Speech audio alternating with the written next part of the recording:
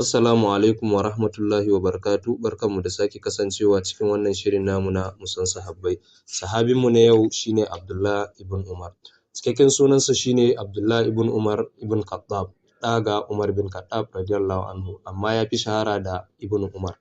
An haife shi shekara 10 kafin hijira, kuma ya kasance ƙani ga Hafsa uwar muminai radiyallahu anha. Yana daga cikin mutane kaɗan da suke shiga turakar Annabi sallallahu alaihi wasallam sabida yayarsa Hafsa radiyallahu anha. Ibn Umar ya yi hijira tare da babansa Umar bin Khattab zuwa Madina. A lokacin yaƙin Badar ya zo zai yaƙi, Annabi sallallahu alaihi wasallam ya ce masa ya koma saboda yana ɗan shekara 13. A lokacin yaƙin Uhud yana ɗan shekara 14 ya ƙara zuwa, Annabi sallallahu alaihi wasallam ya ƙara ce masa ya koma. Sai lokacin yaƙin Khandak yana ɗan shekara 15 da ya zo, Annabi sallallahu alaihi wasallam ya bar shi. Wata rana Ibn Umar ya yi mafarki ya gansa a aljanna, sai kuma wasu mala'iku biyu suka ɗauke shi za su kai shi wuta.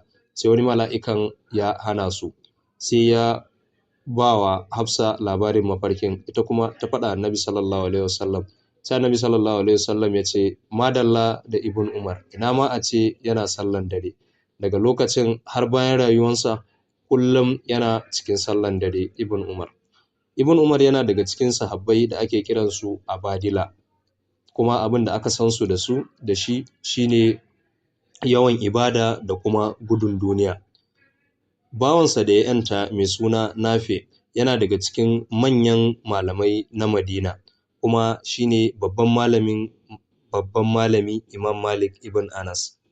A farkon lokaci Ibn Umar ya ƙi yin aure har sai da yayarsa Hafsa radiyallahu anha ta takura masa sannan ya yi aure. Wata ran ya ce wa matarsa yana so ya ci kifi.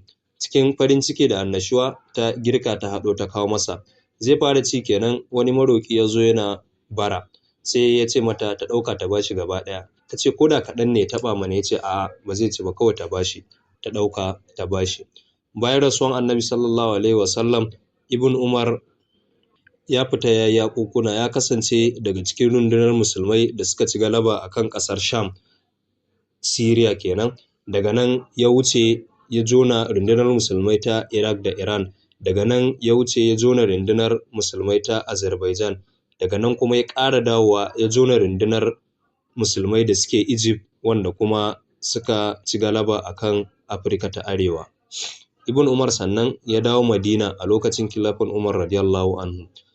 Umar babansa bai ba shi kowane makami ba a cikin makamai, sai dai lokacin da aka soki Umar radiyallahu anhu zai mutu, lokacin da aka haɗa kwamiti na shura ya saka shi a ciki, amma shi ma ba zai zama khalifa ba, sannan ba zai ba da wani babban shawara ba, shi dai kawai kamar yana matsayin ɗan kallo ne.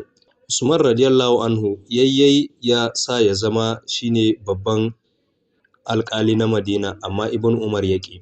Ali radiyallahu anhu shi ma ya ce zai sa shi ya zama gwamnan Sham, amma Ibn Umar ya ce sam ina. Ali shi ma ya dake, ya ce ba zai yiwu ba sai ya zama. Ibn Umar ya je gaya Hafsa radiyallahu anha, ita ma taitai da Ali ya ƙi. Ibn Umar wata rana cikin dare ya gudu ya tafi Makka, sai ya aiko da saƙo cewa yana roƙon Ali radiyallahu anhu cewa shi ba zai iya wannan abun ba, kuma ya gudu haram, duk wanda ya shiga cikinsa kuma ya tsira. Daga nan ne Ali radiyallahu anhu da kansa ya haƙura. Ibn Umar an san shi da bin Annabi sallallahu alaihi wasallam ta komai da komi. Duk abin da zai yi ne yanda Annabi sallallahu alaihi wasallam ya yi. Ko da hanya zai bi daidai inda Annabi sallallahu alaihi wasallam ya bi ne. Ibn Umar yana daga cikin sahabbai da suka fi kowa rawaito hadisai daga Annabi sallallahu alaihi wasallam. Shine ma mutum na biyu daga Abu Huraira radiyallahu anhu. Ya rawaito hadisai sama da 2,500 daga Annabi sallallahu alaihi wasallam. Ibn Umar ya rasu ne a Makka bayan ya yi hajji a shekara na 73 bayan hijira, yana ɗan shekara 83. Allah ya masa rahama, Allah ya haɗa fuskokinmu a aljanna. Amin ya hayyu ya qayyum. Wassalamu alaikum.